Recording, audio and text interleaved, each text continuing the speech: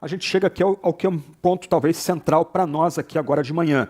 Mais uma vez, mais adiante a gente volta com mais detalhes aí, destinatários, quem é o autor, etc. Mas para nós aqui, nos é colocado diante de nós aqui uma visão elevada de quem é o Deus ao qual nós somos chamados a adorar. E você vai notar que o apóstolo João usa uma estrutura trinitária para falar desse Deus. E ele usa aqui uma ordem um pouco diferente.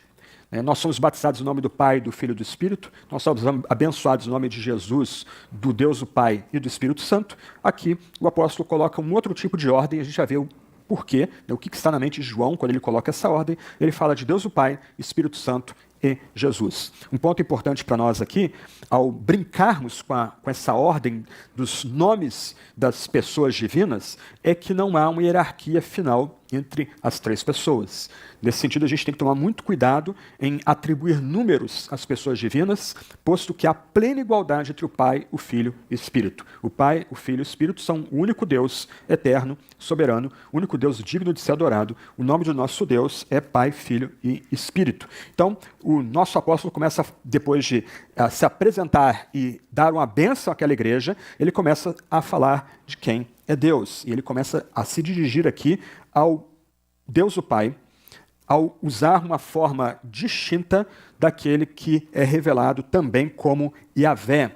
Ele começa dizendo aqui que a graça e a paz vem daquele que é, daquele que era e daquele que há de vir. Em cada uma das sentenças que nós vamos ver hoje de manhã, há textos, há ecos do Antigo Testamento. E o eco principal aqui vem de Êxodo capítulo 3, verso 14, quando no meio do deserto, Deus se apresenta a Moisés numa sarça que ardia e não se consumia, e ele revela o seu nome inefável a Moisés, ou seja, o nome de Deus é Yahvé. Yahvé é aquele que é, Yahvé é o eu sou aquele que sou, o eu sou aquele que é. Deus se revela a Moisés no deserto como Deus eterno, a graça e a paz vêm aos destinatários da carta, daquele que é eterno, daquele que existe desde toda a eternidade. Irmãos e irmãs, é bem complicado tentar entender esse ponto aqui. Nós somos presos a tempo, nós somos escravos do relógio, mas o tempo foi criado também por Deus. Deus está acima do tempo, Deus não é contido pelo tempo. O tempo também é criação divina. O nosso Deus, ele existe fora do tempo, ele domina o próprio tempo. O nosso Deus, que dispensa a nós graça e paz, é, aquele que era, aquele que há de vir, aquele que sempre existiu como Deus, aquele que sempre viveu como Deus, antes que tudo fosse criado, antes que até mesmo o tempo fosse criado, antes que a matéria fosse chamada à existência, esse Deus já existia. O que temos então aqui é um eco do nome divino, do nome que não pode ser pronunciado no Antigo Testamento, eu sou o que sou, ou eu sou aquele que é. Esse é apresentado para nós aqui como aquele que é Deus, o Pai. Mas o nosso apóstolo aqui continua a sua saudação, continua requerendo graça e paz para nós, da parte daquele que é eterno, e agora uma expressão curiosa, da parte dos 7 espíritos. No Apocalipse de João, a gente vai ouvir dos 7 anjos que estão em pé diante de Deus, capítulo 8, verso 2. Mas, no capítulo 4, verso 5, no capítulo 5, verso 6, nós, de novo, ouvimos a respeito dos 7 espíritos. Tradicionalmente, então, nós temos aqui, a igreja tem entendido que há aqui uma citação do Santo Espírito que dispensa à comunidade cristã os seus 7 dons. A ideia aqui procederia de Isaías capítulo 11, verso 2, na tradução da Septuaginta, na tradução latina, conhecida como Vulgata, que fala das 7 designações do Espírito de Deus.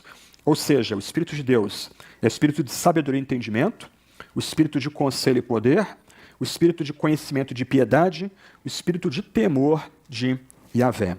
Então, o nosso apóstolo aqui começa a saudar as igrejas da Ásia Menor em nome do Deus que é eterno e do seu Espírito que é divino e que tem poder para conferir 7 dons, ou 7 dons que vêm da presença desse Espírito poderoso que está diante do Deus eterno. Aqui a gente lembra do famoso hino escrito por Rabano Mauro, no século IX, Vem Espírito Criador, em que algumas das suas estrofes dizem o seguinte: Vinde, Espírito Criador, visitai as vossas almas, enchei com a graça do alto os corações que criastes.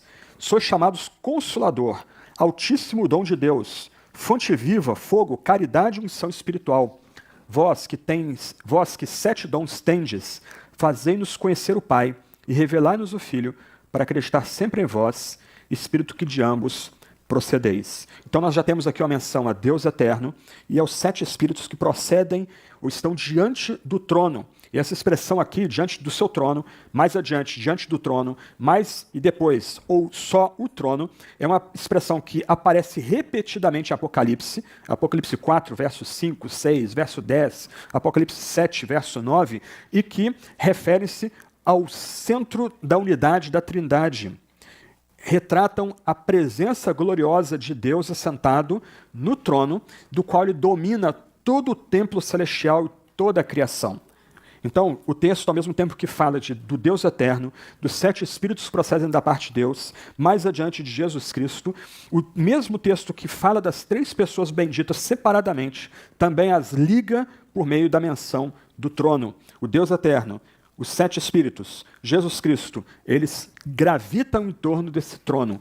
Um único Deus, uma essência divina, mas que se revela em 3 pessoas benditas, o Pai, o Filho e o Espírito, ou no segundo texto, o Pai, o Espírito e o Filho, e cada pessoa partilhando da glória divina, dos atributos divinos, cada pessoa partilhando dos nomes divinos, cada pessoa sendo digna de louvor, e cada pessoa da deidade, Pai, Espírito, Filho, fazendo as obras do único Deus que nós louvamos e adoramos. E o texto continua, fechando essa primeira parte aí, uma saudação, que se espera que graça e paz sejam derramadas sobre as igrejas da Ásia e sobre nós também, da parte do Deus eterno, dos 7 dons que procedem do Espírito Santo e de Jesus Cristo. E aqui a gente já tem pensado um pouco no significado do nome do nosso Salvador. Jesus é a forma grega para nome Josué. Em outras palavras, o nome do nosso Senhor, do nosso Salvador, é Deus salva, e Cristo não é nome, ok? A gente acabou entrando nossa linguagem aí, Cristo como um sobrenome de Jesus, mas Cristo propriamente é um título. O nosso Salvador também é o único Messias. O nosso único Messias é a fiel testemunha. Uma expressão muito impressionante para nós aqui. Porque, como eu mencionei no começo, a igreja estava sendo perseguida na Ásia Menor. João foi exilado por causa do seu testemunho a respeito de Jesus como o único Messias, como o único Senhor. Cristãos estavam sendo mortos, estavam sendo executados. Aliás, antecipando o que a gente vai ver mais adiante, diz a tradição que João evitou a perseguição, como um cristão prudente que é, né? Mais adiante, outros textos aí escritos mais adiante, como Martírios de Policarpo, vão destacar que crentes que desafiavam abertamente o império, que buscavam intencionalmente serem presos para serem martirizados, algumas vezes terminavam negando a fé, né, no processo, mas João, no começo, ele se esconde, ele tenta se manter a salvo, mas quando outros cristãos começam a ser presos no lugar dele, ele se entrega. E diz a tradição que ele, já ancião, já um idoso, volta de 90 anos, ele foi escaldado, tomou um banho de água pelando, de água fervente, foi jogado num tipo de caldeirão para ser queimado ali por água fervente, e como ele não morreu, por causa da idade dele, ele é exilado essa pequena ilhota diante da Ásia Menor. João foi testemunha.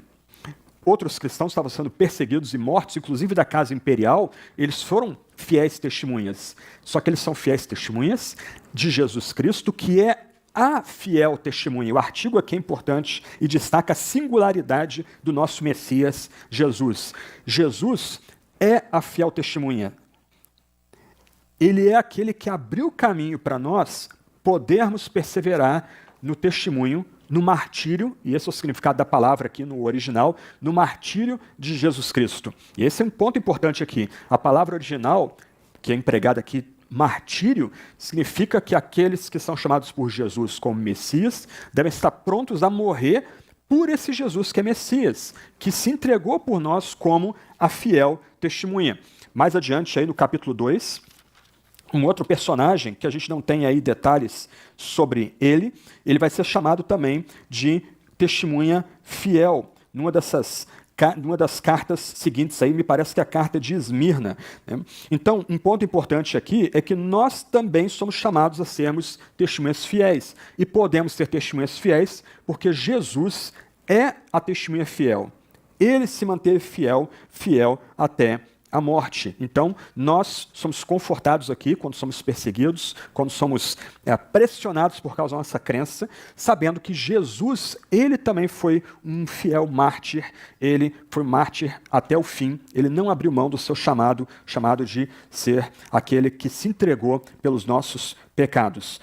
Mais uma vez aqui, o nosso apóstolo está colocando diante de nós que há um único Deus, e que esse Deus vem a nós na pessoa do Pai eterno, na pessoa dos 7 Espíritos, ou 7 dons que procedem do Espírito, e de Jesus Cristo, que é a fiel testemunha. Jesus, a fiel testemunha, nos chama para também testemunharmos de forma fiel a respeito dele. E a fiel testemunha é o primogênito dos mortos, o soberano dos reis da terra.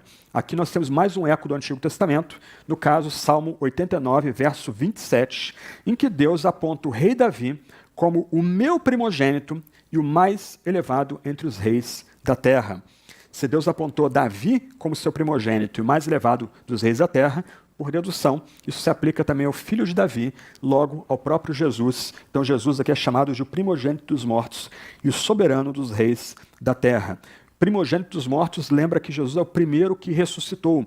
Nós já tratamos disso quando abordamos Colossenses capítulo 1, verso 18 aqui. Jesus abriu o caminho para nós, ele foi o primeiro dentre os que se levantaram da morte. E ele se levantou da morte para não mais voltar a morrer. Ele abriu um caminho para a gente, ele está diante da gente como o primeiro, aquele que recebe a primazia por ter ressuscitado dentre os mortos. E aí, se Deus o Pai é o eterno, Jesus é chamado aqui de o soberano dos reis da terra. A menção esse título de Jesus como Messias aqui é surpreendente, porque a igreja aqui estava sendo perseguida, e sendo perseguida severamente, de uma forma mais dura que foi perseguida sob Nero alguns anos atrás, alguns anos antes.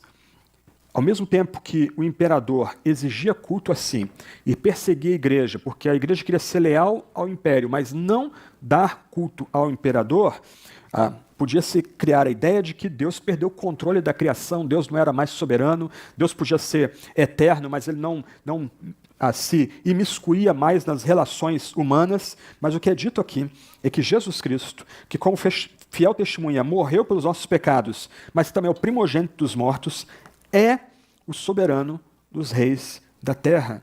Em outras palavras, César, o perseguidor, também está debaixo do comando do único Messias, Jesus Cristo. César não mexe 1 centímetro se não for por autorização do próprio Messias. Mesmo que César não reconheça o Messias, ele está debaixo do comando desse único Messias.